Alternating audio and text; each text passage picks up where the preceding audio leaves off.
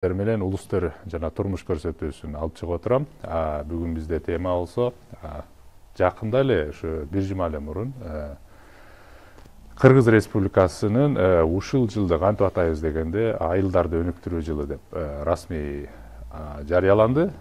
Жаңы президентибиз бул жылды айылдарды өнүктүрүү жылы деп ат коюп жарыялады. Эми бүгүн ушул багытта талкуу кылалы деп отурабыз. Ал үчүн бүгүн бизде конокто эки мындай жарык жүздүү белгилүү инсандар.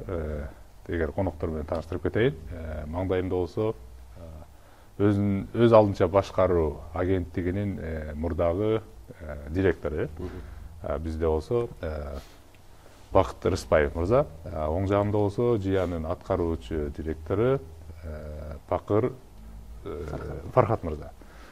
Кош келиңиздер. Эмесе азыр могу талкууну баштайлы деп отурабыз. Талкууну баштаардан мурун негизи классикалык эле бир эки суроо берейин деп турам. Негизи эмне жөнүндө талкуу кылабыз дегенде, негизи аймак деп биз эмнени түшүнөбүз? Анан экинчиси, бул аймакты өнүктүрүү муктаждыгы эмнеден келип чыкты?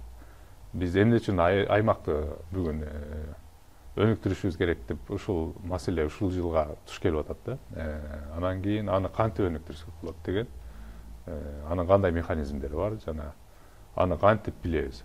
Өнүктү же өнүкпөгөнүн кантип билебиз? Бул жөн эле компания болуп эле ошол жылы аталып калып, шоон шөкөттөр той менен эле баягындай бир форумдарды өткөрүп бүтүп калабы, же бир концептуалдуу нак иштелип чыккан пландын негизинде мамлекеттик бир бирдиктүү саясат жүрөбү? Негизи ушу жөнүндө талкууласак да. Анда биринчи суроом, сиз мурда Бакыт мырза мурда өзүнүн алдынча башкаруу жаатында мурда директор болуп ушул жаатта иштеп жүрдүңүз эле, мурда да талкуулагыла. Биринчи суроом, негизи бул аймак деп биз эмнени түшүнөбүз бүгүнчү Кыргыз Республикасында? 2018 жылды президенттин жарлыгы менен регионду өнүктүрүү жылы деп расмий аталышын ошондой атады. Анан бирок регион дегенде кыргызча аймакты түшүнөбүз да. Бирок аталышы туура жарыяланды деп эсептейм, себеби бүгүнкү күндө бизде мыйзам менен аныкталган айыл аймактары бар да. Ошондуктан ошол айыл өкмөт же болбосо айыл аймагынын эле деңгээлинде калып калбаш үчүн региондорду өнүктүрүү дегени туура болду го деп ойлойм. Себеби ошол эле шаарлар, областтар, райондорду дагы чогуу камтыйлы деген сөз да. Аймактар дегенде биз ошол борбордон сыртта тургандардын баары эле баягы аймактарга, Бишкек шаарынан тышкаркысы бардык аймакты Бишкек шаарынан тышкары деп атасак да болот. Бирок Бишкектин өзүндө дагы тегерек четиндеги жана жаңы конуштар дейбизби, же болбосо ошо райондору, аларды деле аймак катары эсептесек болот деп мен ойлоп атам да. Анан сиз туура белгилеп кеттиңиз, эми ушул жылды баягы аталгандан кийин кыргызда жакшы сөз бар да. Туулганына сүйүнбө, турарына сүйүн дегендейчи. Жыл аталганы жакшы болду. Биз деле кубанып атабыз. Бирок бир кооптуу жагдайы ошол жыйынтыгында кандай болот, жылдын жыйынтыгында. Биз баягы мурунку жылдардай болуп эле аталып эле анан жылдын аягында ушундай жылды атадык эле, мындай болду деп сыйлык наам тапшырып эле бүтүп коюш эмес. Мындай негиздүү элге пайдасы тийсе деген сөз да, бир реалдуу иш-чаралардын документи кабыл алынып өкмөт тарабынан. Анан ошону баягы ишке ашыруу болсо деп биз ошол жааттагы эксперттер десек болот, ошону күтүп атабыз да. Анан бул жерде сөзсүз түрдө мен ойлойм, өкмөттүн эле эмес, сөзсүз түрдө ошол донор уюмдардын, мамлекеттик жана муниципалдык органдардын, жеке ишкерлердин, дыйкан фермерлердин, мындайча айтканда өкмөттүк эмес уюмдар, мына массалык маалымат каражаттары бардыгы аракет кылса гана жыйынтык берет да. Ошондуктан ар ким өзүнүн ишинин деңгээлинде ошол тармакка тиешелүү өзүнүн иштерин жасаса көп эле жыйынтыгын берет деп ойлойм мен. Жакшы. Демек, биз аймак деп негизинен могу Бишкектен тыш жактарды, мындайча айтканда периферияны айтсак болот да. Борбордон сырттагы аймактарды. Ош шаары киреби кирбейби? Жалал Абад шаары, Талас шаары. Эми бул жерде аймак деп каралабы булар же каралбайбы? жок, бул жерде мындай Кыргызстандын аймагы жалпы эле кирет деп ойлойм да. Себеби бизде азыр 6 миллион 140 миң адам жашап атат да. Алар же болбосо айыл өкмөттүн айыл аймагынын территориясында жашайт, же болбосо шаардын территориясында жашайт. Алардын баары ошо жергиликтүү өз алдынча башкаруу мыйзамына кирет. Ошондуктан мен ойлоп атам, аймак деп Кыргызстандын баардык баягы аймактарын атасак болот го дейм да. Себеби мен бүгүн ошол бир интервьюда карап келдим да, атайын жакында эле ошо КТРде болгон. Негизи президенттин могу кандай десем, айылдарды, аймактарды өнүктүрүү боюнча ошол атайын ошо тиешелүү бир жоопкер кандай кызматта отурган бир кишинин интервьюсунда ал жерде айтып калды. Бул негизги максаты бул айылдыктар менен шаардыктардын жашоосун мындай унификация кылып ажырымын кичирейтүү деген максатта бул жүрүп атат дегендей болуп түшүндүм да менчи. Андай боло турган болсо анда негизи Өзгөн шаары же болбосо Жалал Абад, Ош шаары анда кирбей калабы дегеним да. Жок, мен жанагы башында айтып кеткен жарлыкта региондорду өнүктүрүү деген ошол туура болдубу деп ойлоп атам да. Себеби ал жерде ошол аймак жөнүндө эле эмес, ошол эле райондорду, областтарды, шаарларды чогуу карайлы деген максат болуш керек деп мен ойлоп атам да. Демек, бирок бизде чын айтканда бул тууралуу мындай бир концептуалдуу бир программа элге мынтип жарыяланып айтылган жок. Биз аймак деп могу жерлерди айтабыз депчи. Жарлык регион деп аталды. Андан ошо регион деп эле баарын атасак болот го дейм.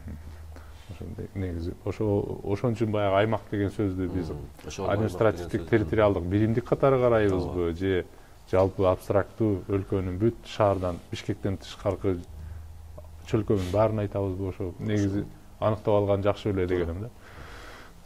Эмесе кийинки суроо, Фархат мырза, могу сиздер көбүнчө могу ишкерлик жаатында иш кылып жүрөсүздөр.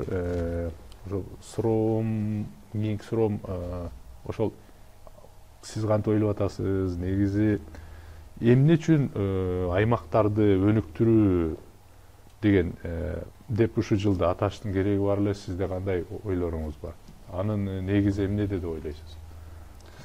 Негизи биздин реалдуулукту карай турган болсок, айтыш керек деп эсептейбиз. Себеби бүгүнкү күндө бизде көбүнчө, мисалы биз региондордо иш алып барганга аракет кылабыз. Аябай ажырым чоң да, тилекке каршы ажырым аябай чоң.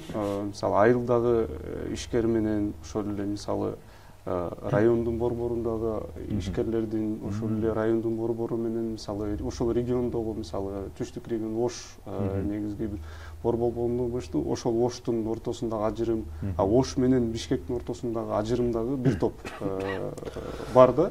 Себеби бүгүнкү күндө биз аябай көп иш алып барып атабыз.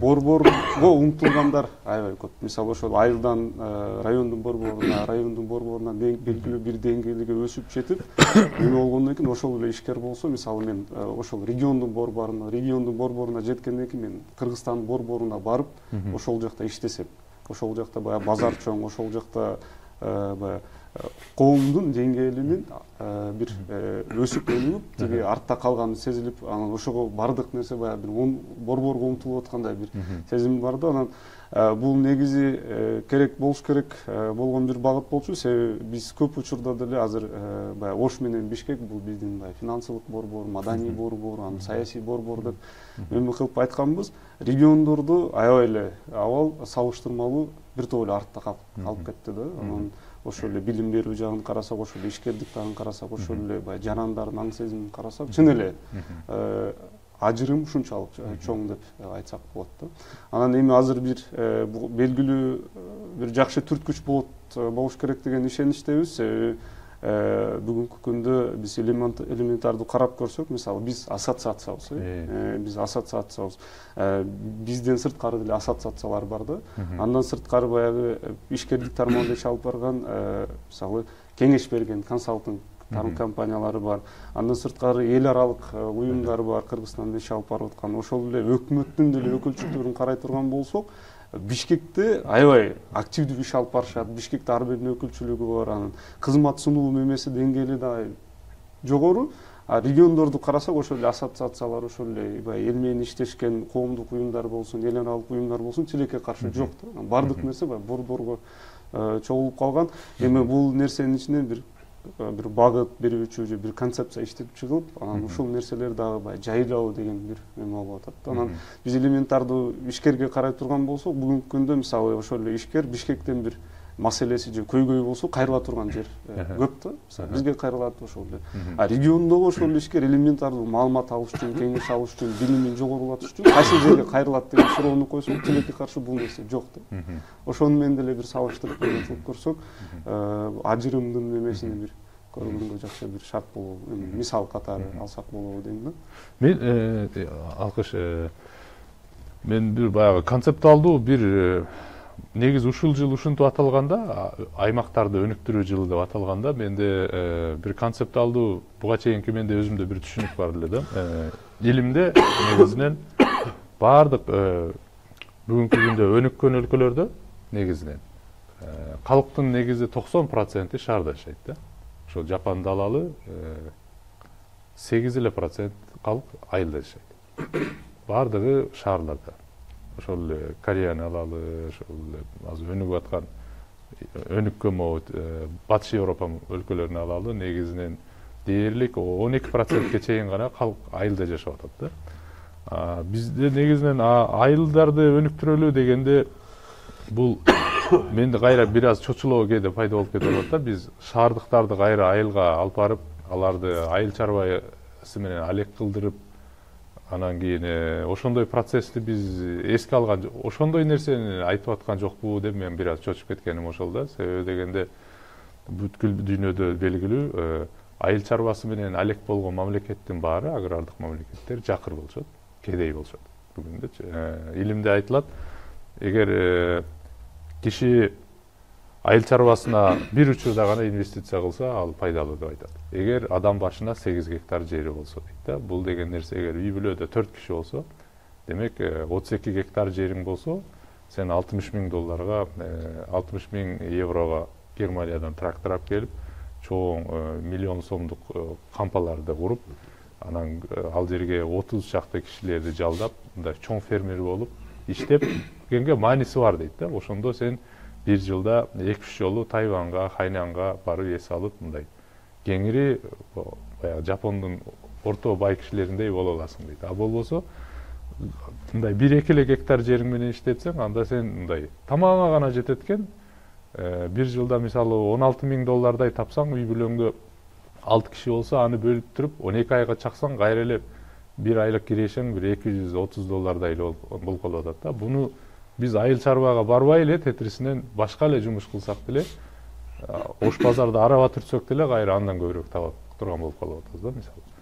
Ошондой ушул жагы, ушул эреже менен анда айылдарды өнүктүрүүнү кантип биз айкалыштырып, ошол жагына кетпей калыш үчүн эмне кылышыбыз керек? Кантип ойлойсуз? Могу ишкерлердин позициясына караганда. Бул жерде негизи илимде айтылып атат деп эме кылып атпайсызбы? Анан бүгүнкү күндө бизде айылдагы ишкерлерди карай турган болсок, баягы ишкерлердин көпчүлүк учурда биздин баягы биз көп нерсени баягы сырттан бирөө баягы бизге багыт берет. Анан биз негизи баягы бизде ошондой бир меме калып калган да. Өз алдынча баягы демилге көтөрүп, өз алдынча бир иш жасап, өз алдынча бир нерсе ойлоп табуу биздин коомчулукта, региондордо дагы эле бул аябай чоң бир көйгөй да. Себеби биз баягы Советтер Союзу убагында бардык нерсе баягы борбордон келип, борбор айткан нерсени жасап, анан борборду карап жаман үйрөнүп калганбыз да тилекке каршы. Анан бүгүнкү күндө ошол нерсе мындай, ошол чектөөлөрдөн биз кутула албай жатабыз. Анан азыр эми баягы региондогу биз каалайбызбы, каалабайбызбы, ал жерде биздин элибиз бар. Анан алар эми борборго келбейби, бирок алар менен биз иштешибиз керек. Себеби Кыргызстанда элдин көпчүлүгү региондордо жашайт. Анан биз алар менен жок дегенде бүгүнкү дүйнөдө ошол өзгөрүүлөрдү, дүйнөнүн талаптарыны, кайсыл дүйнө кайсыл багытта иш алып барып атат. Себеби акыркы убактары ишкерлерден, белгилүү мемелерден көп нерсени угуп атабыз.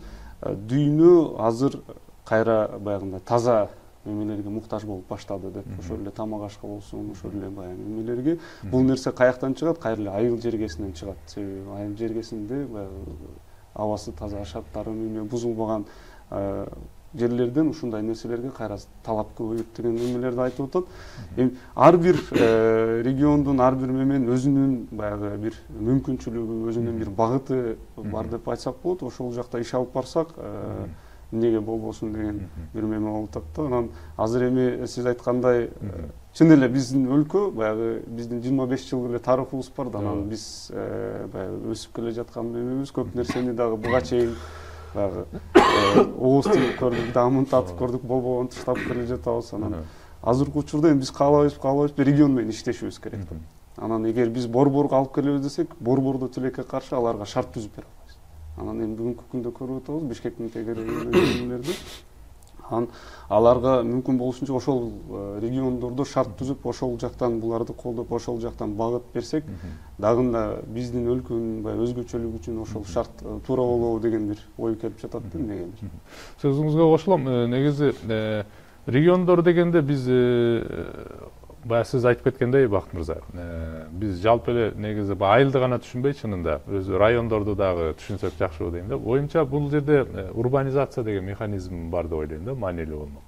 Биз негизинен айылдагыларды колдон келишинче мындай райондун борборлоруна мындай шаарлаштырып, ошолорго көбүрөөк топтолуп, концентрацияны ошо райондун борборлорун шаарга айлантырсак, инфраструктураны шаардыкына окшотупчу, анан региондорду шаарлаштыруу аркылуу да өнүктүрүүнүн бир механизми боло эле деп ойлоп атам да. Ошондой кылсак кандай болот? Негизи ушул жыл ошо региондорду өнүктүрүү деп жыл аталгандан кийин көп жылдан бери келатып, сөз жүзүндө айтылып, бирок ишке ашпай келаткан реформаларды ишке ашырыш керек деп ойлойм да. Биринчи кезекте административдик аймактык реформаларды биз ал боюнча бир 4-5 жыл артта калдык. Себеби мына азыр эле айтып кеттиңиз, мына дүйнө жүзүндө элдин көбү 80-90% шаарда жашайт деп. Кыргызстанда өнүккөн өлкөлөрдө 31 шаар, бизде 453 айыл өкмөт бар да. Шаарлардан Бишкек шаары менен Ош шаарынын гана өзгөчө статусу бар да, өзүнчө мыйзамы бар. Калгандарынын баары айыл өкмөттөр менен шаарлар бир эле жергиликтүү өз алдынча башкаруу жөнүндө деген мыйзам менен иштеп келатат да. Бирок чет мамлекеттерде, мына сиз да көп кыдырып жүрөсүз, ал жерде түшүнүк бар да, эл көп жашаган сити деген бар, анан таундар бар, жана биздин райондук борборлор сыяктуу чакан шаарлар да. Кыргызстандын мыйзамы боюнча 10 миңден элинин саны ашса, шаар статусун алса болот. Эч кандай тоскоолдук жок да. Ошондуктан мен ойлойм, мисалы Кыргызстанда 40 район болсо, ошонун баардыгы статусун алганда бизде шаарлардын статусу саны көбөйүп кетмек. Ошондуктан бул жерде ошол реформаларда ушулардын баарын караш керек да. Бизге ошол керекпи? Себеби мына Жалал Абад шаары канча миң адам бар? Ошол эле мисалы Токтогул шаары ошол эле областта, мисалы 15-18 миңдин тегерегинде да. Экөөнүн мэри бир эле мыйзам менен, бир статус менен аныкталыш керекпи же жанагыдай дүйнөлүк практиканын негизинде ошондой бөлүп караш керекпи деген да маселелер бар да. Экинчиден жана административдик территориалдык аймактык реформа боюнча областтык структуралар 4-5 жыл мурун жоюлушу керек болчу. Райондор ирилешиш керек болчу. Алардын баары токтоп турат бүгүнкү күндө. Биз эгерде ошол реформаларды тез жүргүзө алсак, бизде деле мына бүгүнкү күндө эли деп 65%-ын тегерегинде деп айтылып атат. Балким жанагыдай реформалардын негизинде биз балким 50-50 болушубуз мүмкүн. Ошол эле учурда сиз туура белгилеп кеттиңиз, мисалы дүйнөдө көп моделдер бар да. Мисалы ошол эле Кошмо Штаттарында, Германияда, мисалы сиз айтып аткан жана Турцияда көпчүлүгү алардын модели боюнча ошол шаарларга байланган да. Тегерек четиндеги айылдар ошо шаарларга байланып, ошол оокат тиричилигинин баардыгы ошол шаар аркылуу жүргүзүлөт да. Бирок биз региондорду кыдырып жүргөндө көрүп атабыз, мисалы айырмачылыкты биз кайсынан карасак болот? Айрым айылдарда айылда ушундай жакшы иштер жүргөн үчүн шаар менен айырмасын деле кээде байкабай каласың да. Себеби ал жерде Бишкекте колдонулуп аткан эле интернет үйлөрдүн көбүндө бар. Телефон байланыштары бар. Каналдарына койсоңуз жүздөн ашык каналдар тартып атат. Магазиндерине барсаңыз Бишкектин эми супермаркеттеринде эмес, бирок товардын каалаганын сатып ала аласың. Кээ бир чакан айылдарда ошол телефон менен чалып таксилерди уюштурган моменттер бар. Ошон үчүн мен ойлойм, эгерде биз реформаны туура жана ошол элге пайдасы тие тургудай жүргүзсөк, алардын баарын уюштурса болот да. Ошондуктан мен ойлойм, бул ушул жарыяланышы менен биз ошол бир жакшы өзгөрүүнүн башын башташыбыз керек деп ойлойм да. Эми бул мен ойлойм, бир жыл бою ушундай идеялар, ойлор айтылса, көптөгөн адамдар өздөрүнүн ойлорун салып, пикирлерин ошол аркылуу жылдын жыйынтыгы жакшы болуш керек. Анан кийинки жылдары токтоп калбай ошону улап кетсек, көп жакшы иштер болот да. Сөзүңүзгө кошулам. Мындай, негизинен биз ушул жылдан эле жыйынтык күтүп, ушул жылдын аягында эле өнүгүп калат деп ойлобойм. Негизинен ушул жылды ошол аймактарды өнүктүрүү боюнча ар түрлүү пикирлердин ортого ташталып, коомчулукка талкууланышы, анан ошол пикирлердин аккумуляциясынын негизинде биз бир корутунду чыгарып, биз могул жака кетсек болот турбайбы, тияка кетсек болот турбайбы деп айтып кеткендей кылыпчы, бир кыскача неме айта кетейин. Бул жылы мен ойлойм, элге ушул аймактар же болбосо жергиликтүү өз алдынча башкаруу жөнүндө бир агартуу жылындай агартуу болсо да, себеби элде маалымат өтө аз. Эл эмес, ошол эле айыл өкмөттө, мэрияда иштеген адамдар жана жергиликтүү кеңештин депутаттары өздөрүнүн милдеттерин жана укуктарын деле толук билбегендер көп, өтө көп да. Атайын ошо өкмөттүк эмес уюмдар, донор уюмдар ошолорду бир жыл бою окутуп, ошол массалык маалымат каражаттары аркылуу ушул сөздөр көп айтылса, алар өздөрүнүн укук милдеттерин бериш керек эле. Болбосо, мына депутаттар шайланып алып 4 жыл бою өзүнүн шайлоочуларына бар отчет бербей жүргөндөрү канча, айыл өкмөттөрү жанагы жылына бюджеттин акчасы каяка кетип атат, эл чогулткан салыктар каяка жумшалып, эмне иштер жасалды, алар камтылбайт. Ошондуктан мен ойлойм, ушул жыл канчалык көп маалымат, көп сөз айтылса, биринчи кезекте эл талап кылгыдай элдин агартуу иши жүрүш керек. Ошол эле учурда кызматта отурган адамдар дагы өзүнүн укук милдеттерин билиш керек да. Ошондо гана анан иш жылышы мүмкүн. Негизи азыр биринчи, мисалы, аймактарды өнүктүрүүнүн бир нече мисалы механизмдери бар деп ойлойм да. Ошонун бири катары биз азыр айтып кеткендей, мисалы, райондун борборлорун шаарлаштырып, урбанизация процесси аркылуу биринчи механизм дей турган болсок, экинчи механизми бул баягы өз алдынча башкаруу кылып, сиз айтып кеткендей, мисалы, бүгүн мамлекеттик сектор 4 тепкичтен туруп атпайбы? Министрликтер, борбор, экинчи обл администрациялар, анан үчүнчү район, анан төртүнчү айыл өкмөтү болупчу. Негизинен аймак менен борбордун мамилесин тепкичтетпей эле, мисалы, облустарды жоюп эле койсо дагы бир жакшы болобу эле дегеним да. Облустар алар мындай прессингин аймактарга кылбай эле, аймак түз эле борбор шаар менен сүйлөшө алгандай кылып, анан мүмкүн мен билгенден бүгүн обл администрациялар аябай чоң эле турат да, мисалы, Ошто, Жалал Абадта, Таласта чоң имараттар турат. Ичинде мүмкүн 80 киши турат, ошону жылытыш үчүн. Бирок бүгүн биз билебиз, бүгүн обл губернаторлор эмне иш кылаарынчы.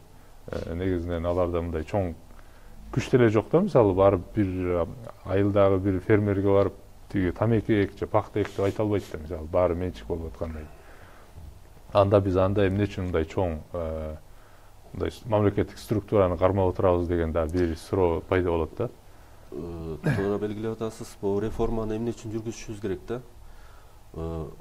Буга чейинки премьер-министрлердин бирөөсүнүн кайрылуусунда болгондо, мен азыр атын унутуп атам, кимисинен укканымда. Мындай деп айтылды да, Кыргызстандын бир жылдык бюджетинин 50% ашыгырагы жана социалдык колдоолорго жана мамлекеттик жана муниципалдык кызматкерлердин чыгымдарына кетет экен да, деп ошондой сөз болгон. Ошондо бизде 50%дан аз акча гана өнүгүүгө кетип атпайбы? Эмне үчүн бизде айылдарда дагы эле таза суу жок? Эмне үчүн мектептер, больницалар, башкалар салынбай атат? Ошондуктан биз Кыргызстан элинин чогулткан салыктарын көбүнө эле биздин чиновниктердин эле айлык акысы баскан турганы башкалар болуп кетет, же алардын жаратылып акчасы айлыгы деле анча көп эмес, болгону саны ушунчалык көп да. Мисалы бир эле министрликте 7-8 миң, экинчи министрлик 7-8 миң, ошонтип отуруп, анан сиз айтып аткан областта канча адам, структурада канча адамдар иштейт. Ошону биз баягы сунуштап аткан же болбосо ошону талап кылып аткан реформаны жүргүзгөн максатта ошол децентрализация деп айтсак болот да, бул экинчи механизм, децентрализация. Кызмат көрсөткөн алысташтыруу. Элге кызмат көрсөткөн адамдардын саны аз болуш керек, бирок саз болуш керек да. Алардын сапаттуу, билимдүү, тажрыйбалуу, бирок айлыкты жогору алган адамдар болуш керек. Ошондо конкуренция болот. Татыктуу адамдар гана элдин кызматын жүргүзүш керек да. Болбосо бизде эмне деген гана миң деген чиновниктер бар. Бирок эмне үчүн биз эл пайдасын дагы эле көрө албай атабыз да. Ошончо адамдарды биз камсыздайбыз, айлык төлөп башка расходторун. Бирок эмне үчүндür мындай алдыга жыла турган жарык көрө албай атабыз деген маселе бар да. Фархат мырза, азыр сиз жакшы нерсени айтып кеттиңиз, азыр сөзүңүзгө кайтайын. Биз ар бир биздин Кыргыз Республикасынын өзүнүн өзгөчөлүгү бар деп айтып кеттиңиз да. Негизи биз бүгүн реалдуулук чынында эле баары бир айыл чарбасы менен дагы алектенген бизде аймактар күчтүү эле да. Мисалы Таласта бурчак менен белгилүү бүгүн алар экспорттоп атат да, мисалычы. Ошол эле учурда Баткендин өрүгү деп бизге белгилүү, Өзгөндүн күрүчү деген белгилүү, Ноокаттын алмасы деген белгилүү, же болбосо бизде жаңгак деле бар, Жалал Абадта. Бирок ошол учурда биздин могу ат башынын балы да белгилүү, аппак балы депчи. Анан мага чындап эле айтайын, туугандар же болбосо тааныштар деле, аксакалдар деле кээде чалат. Ой балам, менин ушунча көп балым бар, ушу балымы жапондорго сатып бербейсиңби, алар кымбат экен деп эле мисалы кыйналып эле жүрүшөт да. Анан кийин айтып берсеңиз, бу эмне проблема болуп атат? Неге биздин Кыргыздын айыл чарба продукциясы мындай дүйнөлүк базарларда эмне үчүн мындай сатылбай атат? Эмне проблема? Ушуну дагы бир көрүүчүлөргө кичине чечмелеп бербейсизби? Жакшы суроо. Азыр эми дүйнө аябай бат өнүгүп атпайбы? Бат өнүгүп атат. Бирок тилекке каршы бизде бул тармакта комплекстүү бир иш жүргүзүлгөн эмес да. Анан Советтер Союзу кулады, анан ар ким өз алдынча өз жаныңарды баккыла деп баарына мындай мүмкүнчүлүк берилди. Бирок мүмкүнчүлүк берилип ошону менен калып кетти да. Мисалы ошол эле ишкерди карап көрсөк, ошол эле Жапон өлкөлөрүндө ала турган болсок, Жапон өлкөлөрүнө ишкердин мен ишкер болот элем деп максат койгондон баштап иштеп баштайт. Ишкердик моундай башталат, сиз моундай план түзөсүз, моундай ишкердик болот, модели мындай чыгат деп туруп, ишин башташына да жардам берет, анан ишкердин өсүшүнө да бир жардам берилет да. Бизде ишкерлер чын эле өз алдынча калып кетти, эч ким мындай окуткан жок, жол көрсөткөн жок, анан ар ким өз алдынча баягы мемеси менен иштеп атып, бүгүнкү күндө бул эми бир жагынан аябай жакшы көрсөткүч. Азыр экономикабыз бул ишкерден эле туруп калбадыбы? Анан ишкерлерибиз аябай неме кылып алып келе жатышат. Бүгүнкү күндө деле тилекке каршы эч ким иштебейт да региондордо. Анан мемлекетке келе турган болсок, бул багытта ошол эле айыл чарбаны ала турган болсок, эмнеге экспорт кыла албайбыз дегенде, азыркы учурда биз экспорт кыла турган ошол эле жаңгагыбыз, ошол эле балыбыз жок. Азыр эми дүйнө алдына кетип калды. Бир жерге барсаң, мага бир жылга мынча тонна деп өзүнүн талабын коет. Анан мага ай сайын мынчадан алып келип беришиң керек. Анан биз эгер неме кыла турган болсок, ал компаниянын бир дагы бир мындай бир айда ала турган кээ бир учурларда баягындай көлөмүнө бере албай калышат. Көлөм жок бизде туурабы? Бал болсун, жаңгак болсун, немеси жок. Анан бизде көбүнчө биздин эл дагы неме болуп калган, баягы биз жеп көрүп, даамы жакшы экен, бул товар жакшы экен деп ойлойм. Бирок дүйнө жүзүндө булар жеп көрүп эле жакшы экен деп ала бербейт. Аны тастыктоочу документтерди сурашат. Анан баягы коопсуздук жагынан, адамдын ден соолугуна зыяндуу эмес, анан бүт немелерин талап кылышат. Ошол жактан тилекке каршы биздин тармакта бүгүн ачык деле айтып атабыз. Мисалы айыл чарба тармагы ошол региондорго чыкканда айтышат, эч кандай бир азыр деле мындай тилекке каршы иштешпейт да. Бул жакта азыр айтылып кеткендей, баягы бир жыл бирөө баягы пияз баасы жакшы болсо, экинчи жыл барып ошол пиязды эгип туруп, анан баасы түшүп кетип, анан бардык дыйкандарыбыз каалайбызбы, каалабайбызбы, 1 сомго түшүп кетет. 1 сомго түшүп кайра эме болуп калып атат. Анан сиз айткандай негизи жакында эле ишкерлер менен сүйлөшүп отурсак, ошол эле Таластан келген ишкерлер айтат, бизге Таласта келген бул буурчак, бул жаңы нерсе дейт да. Бизге ошо түрктөр 90-жылдардын ортолорунда алып келген болчу, анан бизге ушул нерсени үйрөттү. Бүгүнкү күндө Кыргызстан боюнча карай турган болсок, Россияда, Казакстанда мигрант болуп жүргөн эң аз мигранттар Таластан чыгыптыр. Эмнеге? Таласта биз бурчак менен иштейбиз дейт, эл камсыз болуп атат, эл оокатын кылып атат дейт.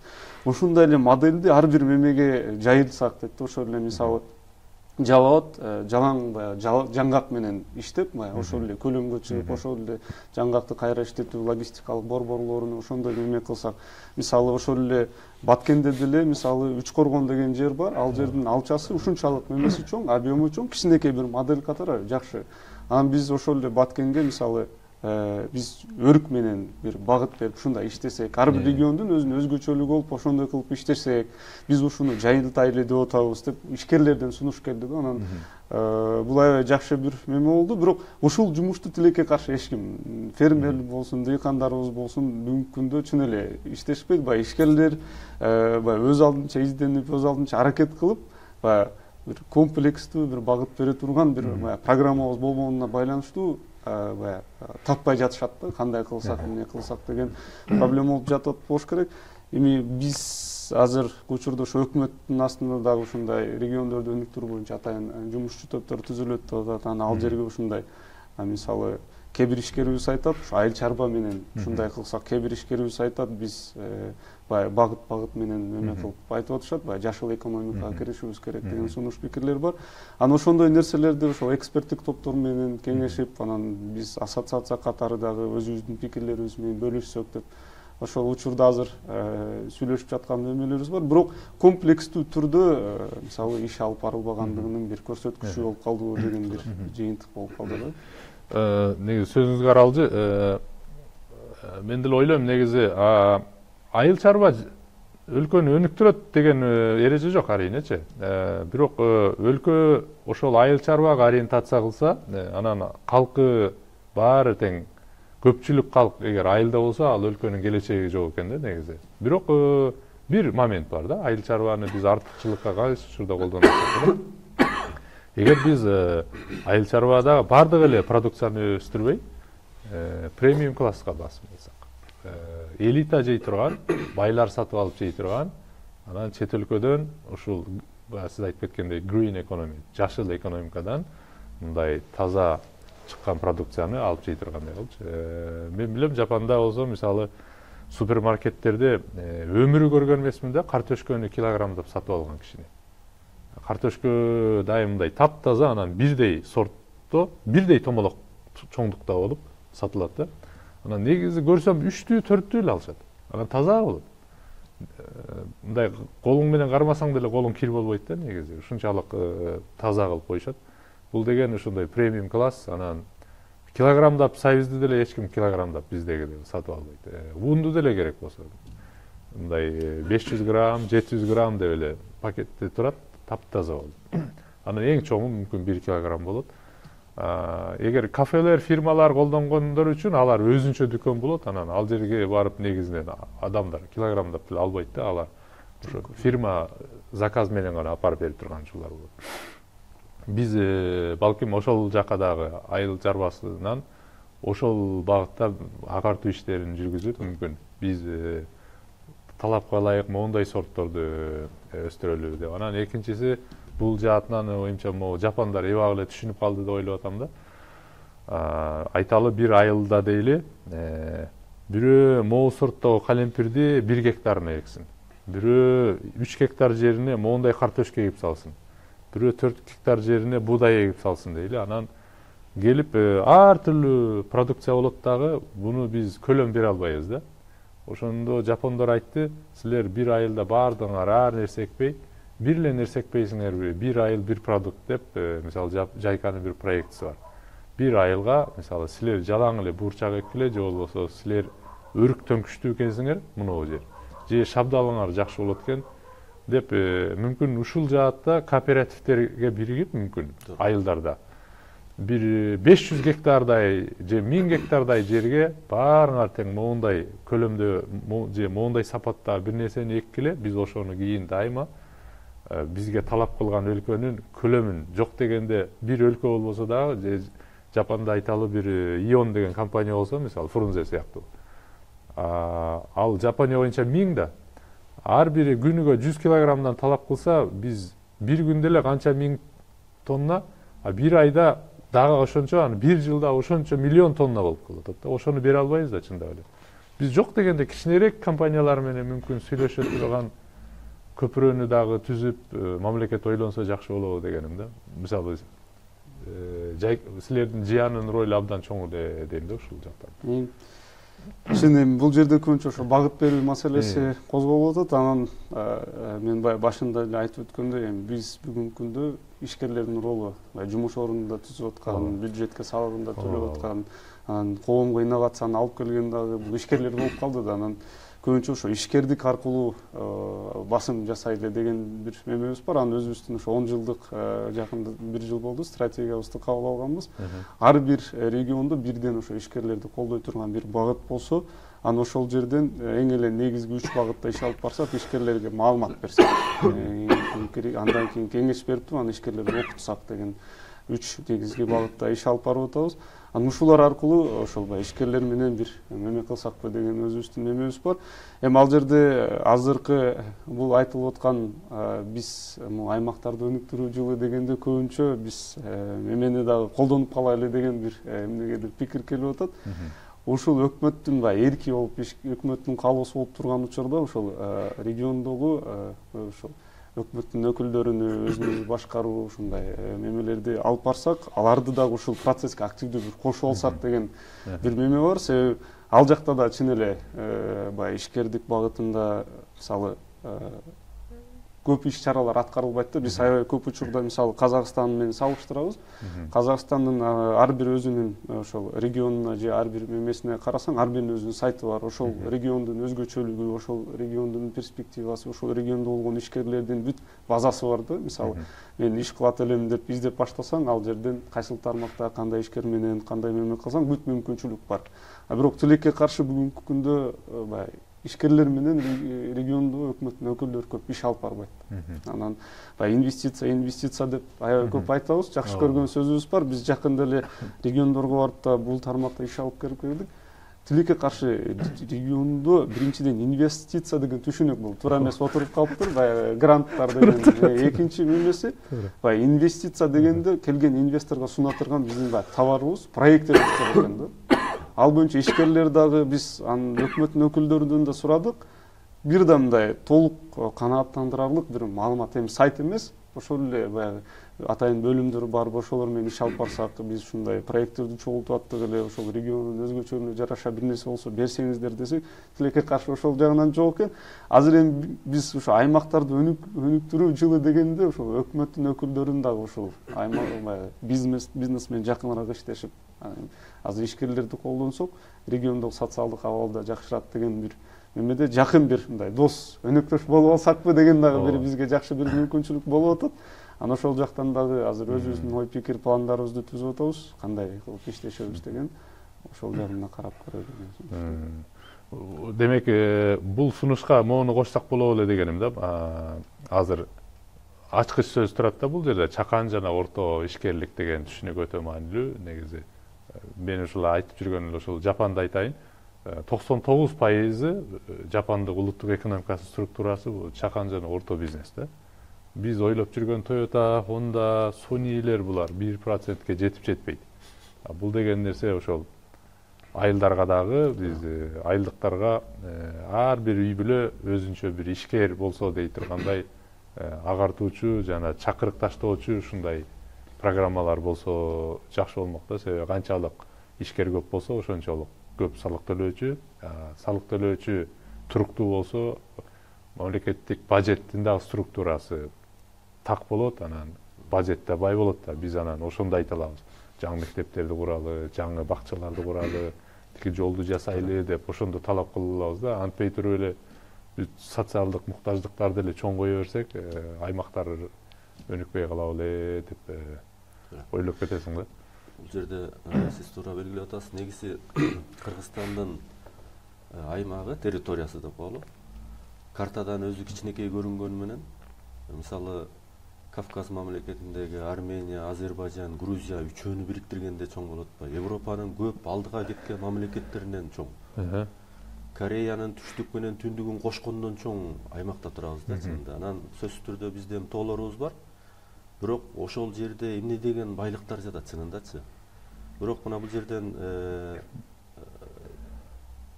Фархат мырза дагы туура белгилеп кетти. Чынында өкмөт, анын ичинде Айыл чарба министрлиги Союздан калган боюнча калып калды. Эч кандай реформа жүргөн жок да. Мына алалы ошол Айыл чарба министрлигинде азыр 5,5-6 миң тегерегинде адам иштейт. Министрден баштап тиги райондордо жанагы өнүктүрүү департаменттерин кошкондо. Ошолордун баардыгы жанагы дыйкан фермер дейбизби, ишкерлердин салыгын негизинде айлык алып башка расходдор болуп атат.